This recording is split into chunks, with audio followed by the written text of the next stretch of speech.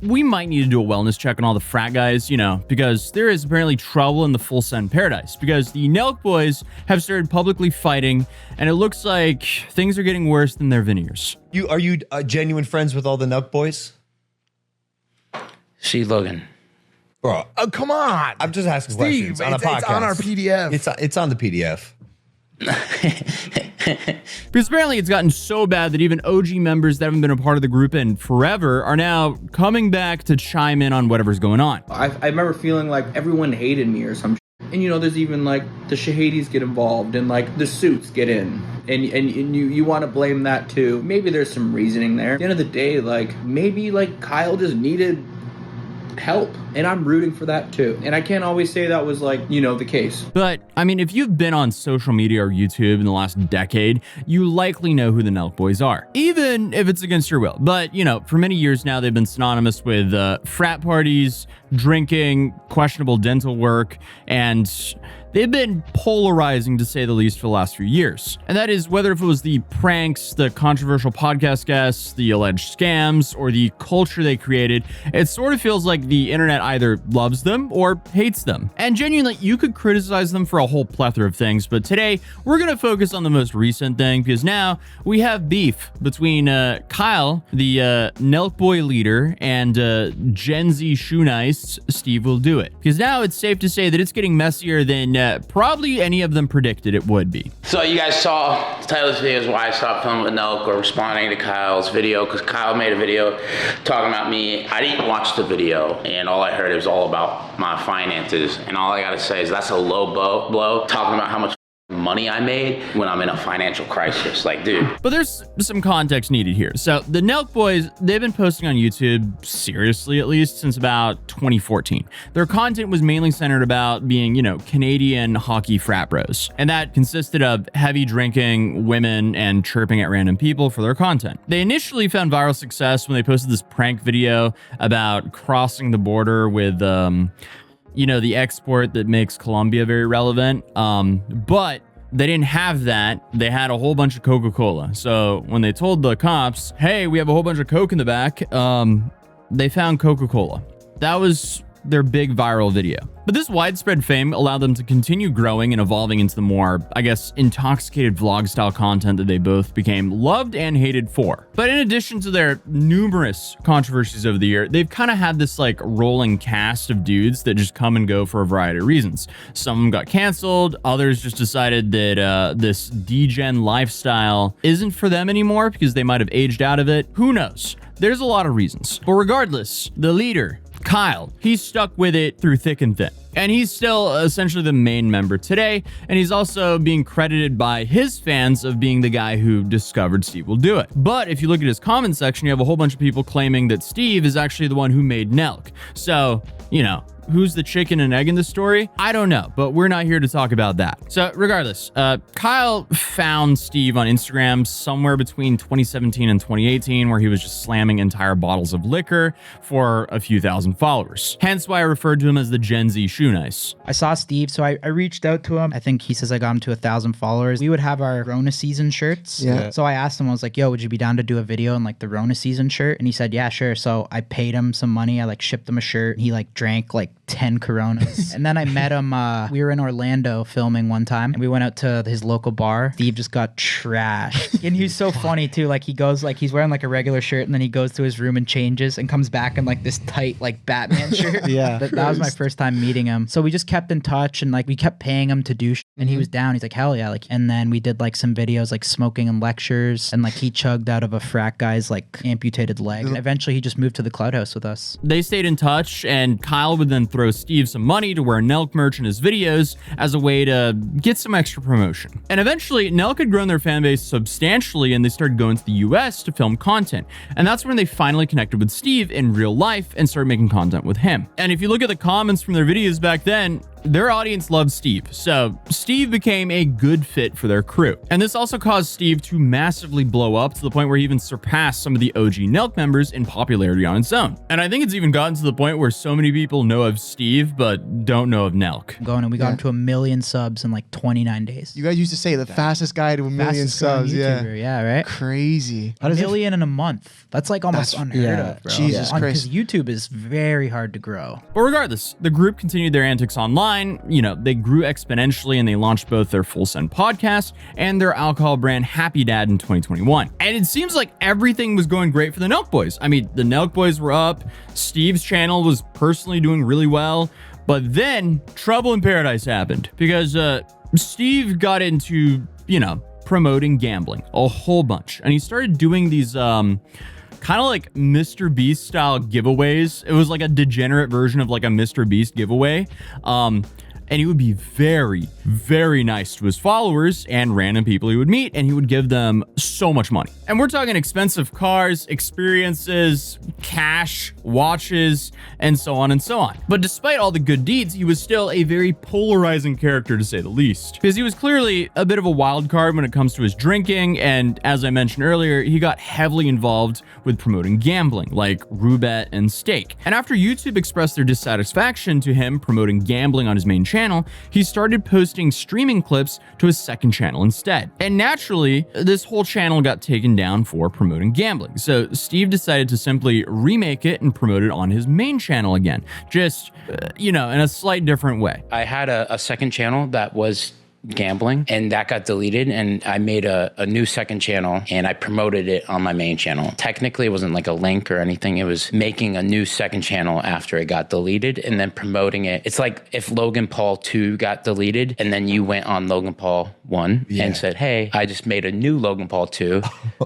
follow that. But then obviously that wasn't a good idea because YouTube saw that as ban evading. And in 2022, YouTube essentially banned Stevewilldoit's main channel for ban evading with like 0 warning or 0 strikes or anything like that. So with that move, they kind of ushered Steve towards Rumble, where he went headfirst into the gambling scene and even more degenerate content and was making quite a pretty penny from it. But he was also still a part owner of Happy Dad and I guess part of Nelk. So even though my understanding is he couldn't appear in Nelk content, but I'm not fully sure on the rules there. But it seems like he didn't, or at least he didn't that much during that time. So obviously this is a very condensed version. There's like, you know, 5 to 10 years of story and we can go really deep into what actually happened there. But that's not what we're covering in today's video. I just needed to run you through the basics so we know what we're talking about here today. People like to say I'm just, oh, Steve's crazy. No, Steve is fed up.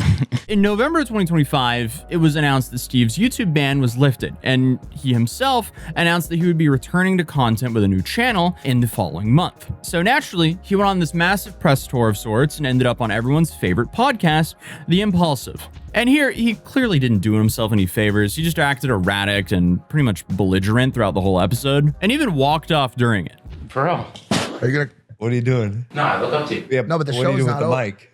No, I'm done with it. Yeah, I love you. Is that it? The show's over? But when asked about his relationship with the Nelk boys, he couldn't really give a straight answer. Like, he just kind of implied that it was business only. Are you genuine friends with all the Nelk boys?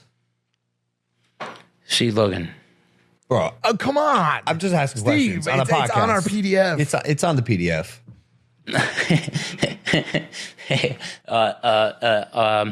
Egyptian Dana White, can we just like cut off all operations for a second? Wait. Like something going on? No, there's nothing going on. Seems like a pretty easy question to answer. We're tight. We own Happy Dad together. We're tight.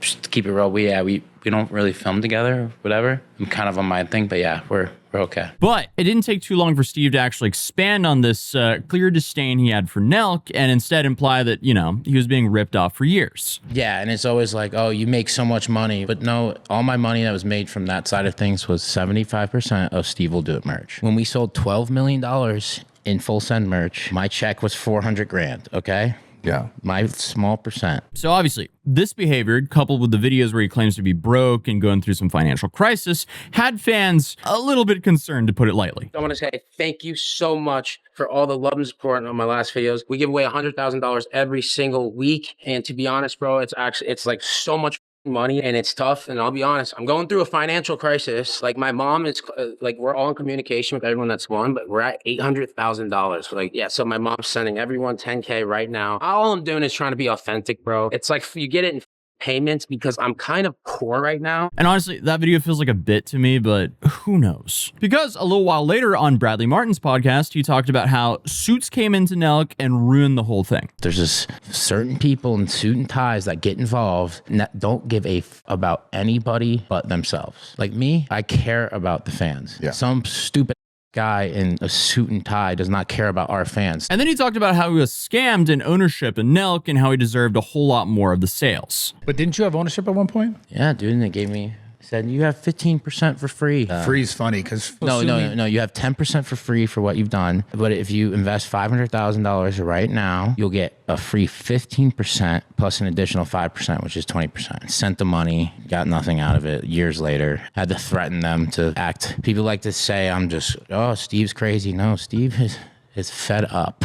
He then brought up the problems he had with the full send meta card, which, you know, was Nelk's awful attempt at an NFT, which promised a whole bunch of stuff that they didn't really end up delivering anything on. Because it cost like $3,000. It gave you access to like, I don't know, private gyms, clubs, casinos, festivals, and more. But you know, just like a lot of the other NFTs, not too much came from it. But obviously, a lot of people were quick to side with Steve. Just me being involved in Metacard and me promoting it and tying my name to it and saying a bunch of like, that didn't happen. It's just like, this is just bullshit. What happened with all what it is? I think they made like $25 million. What happened with all the money? Well, the whole idea I thought was, you know, open up gyms and this, that, and the fourth. So that bothers me because like I would never say that to my people and not like try my hardest. Until the whole story got way more messier because then Kyle got involved and actually made a response. So there's been a lot said about me online recently and about how things worked with Steve and Nelk. So I'm going to be talking about that right now. Okay, so I uploaded this video on TikTok and Twitter where he outlined essentially what Steve got out of Nelk and the agreement they made when Steve wanted to leave. In 2019, Steve signed a deal with Nelk that clearly outlined how he would get paid. On Steve's personal merch, he received 70% of the net profits. Nelk's 30% was not pure profit. It covered the design, the production, the fulfillment, inventory. A 70% creator split while the company manages full operations is a very strong deal. So now let's talk about how much money Steve earned from Nelk. A year-by-year breakdown of personal cash earnings for me and Steve. Over that stretch, personally, I earned just under $3.5 million. Steve earned just over $12 million in cash. Steve also did outside third-party brand deals independently from Nelk. In our deal, there was a standard 15% management fee for Nelk on these outside deals, but I chose not to enforce that percentage on several major deals. And yeah, this is not the best look for Steve. Let's talk about Steve's equity in Nelk. First of all, equity means ownership. It's not monthly pay. Equity becomes valuable as the company grows and eventually sells, goes public, or becomes extremely profitable. I explained clearly what the equity meant to Steve, and I gave him 10% of the company, and he also chose to invest $500,000 for an additional 5%. At that time, nobody, including me, was taking extra owner payout. The money had to stay in the business so we could keep making videos. Over time, Steve made it clear that he preferred immediate cash over holding ownership for a potential long-term outcome. We returned his $500,000 plus $50,000 in interest. There was a 15% management fee on Steve's outside deals. He wanted full independence and no longer wanted to do any type of revenue sharing with Nelk. We agreed to that structure and he no longer held equity in Nelk. The separation agreement formalized that. We both signed it, and today there are no revenue sharing between Nelk and Steve. But as far as equity and merch sales, it seems like Kyle came with receipts. And not to mention,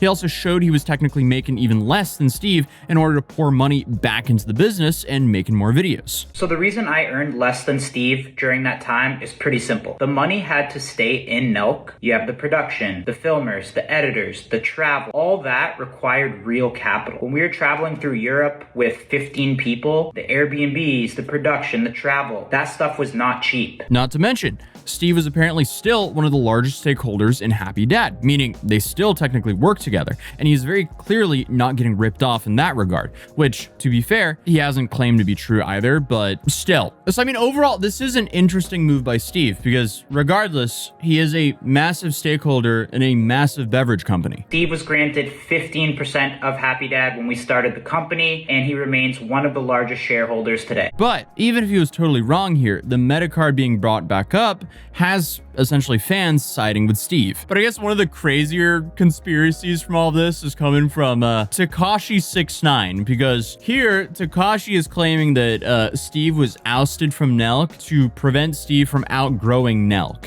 A lot of people don't know this. You know Steve got banned off YouTube, right? Yeah. I made every call I could call. They wanted to control Steve. Steve was growing at an all-time rate where he was getting bigger than the program. The program being Nelk, being full send. And Steve was getting too big. Yo, I would go to UFC events, and instead of people screaming Nelk boys, they would scream Steve, Steve, Steve, Steve. Steve was bigger than them. Who do you say is the head of Nelk? No idea. But you know Steve, right? Yeah. So essentially they're saying someone at Nelk, whether it's Kyle or someone else, tried to kneecap Steve so he couldn't succeed as much as them. Hard to know if that's true or not, but regardless, now people are debating who's responsible for the success of Nelk. So I guess we're back to the chicken and the egg problem. But the other day, Steve uploaded a video where he was like why he doesn't film with Nelk anymore. And here he just kind of laughs it all off and then goes on a rant for the last minute. Kyle made a video talking about me. I didn't watch the video, and all I heard was all about my finances. I didn't watch the video. Was it a good video?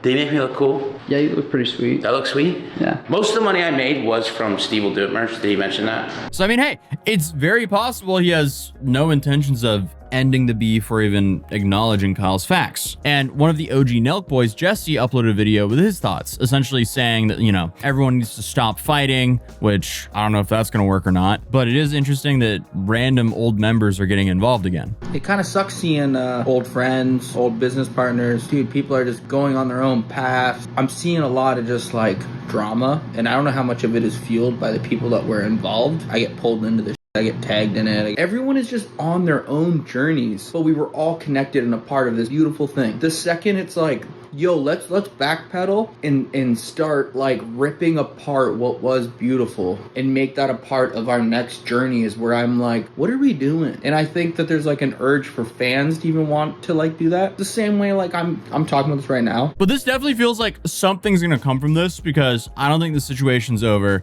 Not even close. What happens with the meta card? What happens with Steve's alleged enormous debt? I don't even know if that's real or not. And honestly, the real question is who's getting Dana White in the divorce? I don't know, at least right now. But when we do know, I'll let you guys know. So if you're new here, feel free to subscribe, drop a like if you enjoyed the video. I am recording this on my iPhone because I've had 80 billion technical difficulties. Everything just stopped working.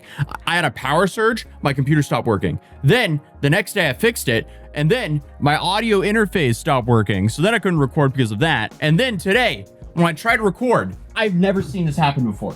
I'm gonna show you guys this. So essentially, you have the thing on the camera here, and you have to like hit on. So you slide this on, right? So what happened was it blew up, like the spring just bounced out. So all of this flew out. So this and this flew out of the camera. And now the camera won't power on unless I guess I like somehow put all of it back on and then like holds it on the on.